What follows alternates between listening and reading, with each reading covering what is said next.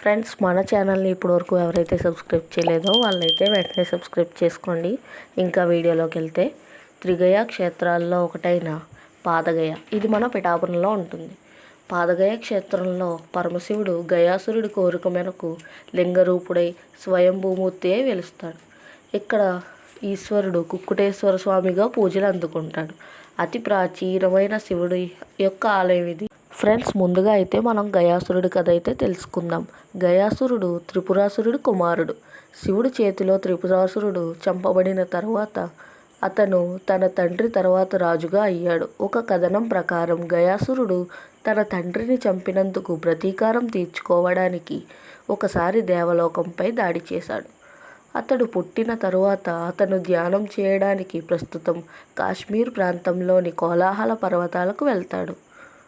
అక్కడ అతను చాలా కాలం పాటు తన ఊపిరిని బిగబట్టి నిలబడి ఉన్నాడు.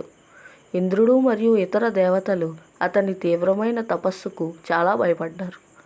దేవతలు విష్ణువు వద్దకు వెళ్ళి గయాసురుడి తపస్సుని ఆపమని కోరతారు.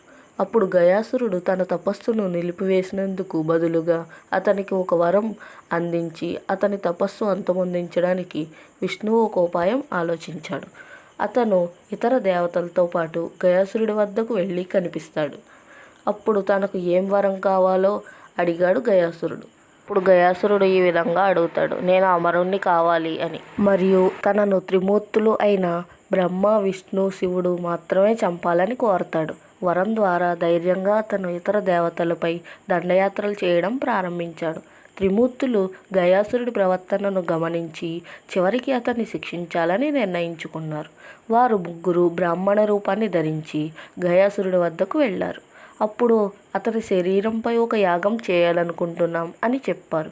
అప్పుడు గయాసురుడు సరే అని చెప్పి తన శరీరాన్ని బలిపీఠంగా తనను తాను సేవించడానికి అంగీకరించిన వెంటనే అతను తన శరీరాన్ని విపరీతంగా పెంచుకున్నాడు.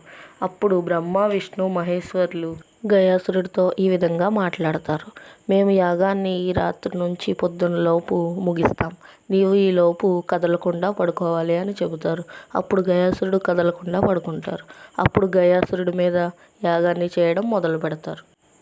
అప్పుడు త్రిమూర్తులు గయాసురుడితో ఈ విధంగా అంటారు, యాగం కానీ మధ్యలో ఆగిపోతే నీవు మరణిస్తావని, నిన్ను మేము చంపుతామని అంటారు. అప్పుడు గయాసురుడు ఒప్పుకుంటాడు. యాగం పూర్తి కావడానికి కొంచెం సమయమే ఉంటుంది. అప్పుడు గయాసురుడు అయినా కదలకుండా పడుకుంటాడు. అప్పుడు పరమశివుడు ఎలాగైనా తనని కదిలించాలని కోడిపుంజు రూపంలో వెళ్ళి కోస్తాడు. అప్పుడు గయాసురుడు తెల్లవారిందేమో అనుకుని వెంటనే లేస్తాడు.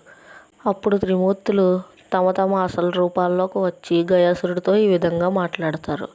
నీవు త్రిమూర్తుల చేతిలోనే అంతమవ్వాలని కోరావు, కావున నిన్ను సంహరించడానికి మేము వచ్చాం అని చెప్పి విష్ణువు తన సుదర్శన చక్రంతో గయాసురుణ్ణి 3 భాగాలుగా ఖండిస్తాడు.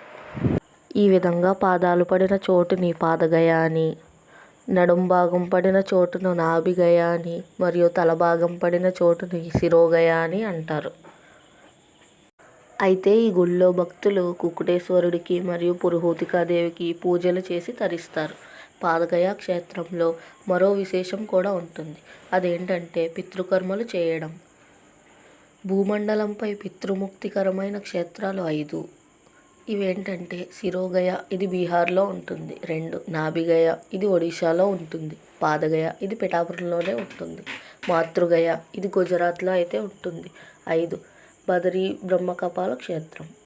కాశీ వరకు వెళ్ళలేని వాళ్ళు పిఠాపురం వచ్చి పితృకర్మలు జరిపించుకుంటారు. అందుకనే దక్షిణ కాశీ అని పిఠాపురాన్ని పిలుస్తారు. గోదావరి పుష్కరాల సమయంలో పెద్ద ఎత్తున ఒడిశా నుంచి భక్తులు వచ్చి ఇక్కడ పిండ ప్రదానం జరిపిస్తూ ఉంటారు. కుక్కుటేశ్వరుని ఆలయంలోకి ప్రవేశించగానే సాకార రూపంలో ధ్యానం చేస్తున్న పరమశివుడు మనకు దర్శనం ఇస్తాడు. ఇంకా ఇక్కడ సాక్షి గణపతి కూడా పూజలు అందుకుంటూ ఉంటారు.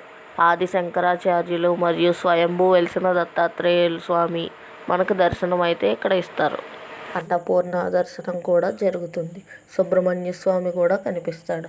ఇంకా నవగ్రహాలను దర్శించి కుడివైపుకు తిరిగితే వేదపారాయణ మండపం కనిపిస్తుంది.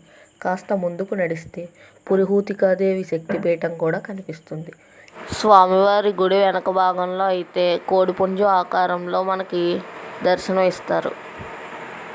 ఈ ఇన్ఫర్మేషన్ మీకు నచ్చినట్టయితే మన ఛానల్ అయితే వెంటనే సబ్స్క్రైబ్ చేయండి అండ్ ఈ వీడియోకి అయితే లైక్ చేయండి.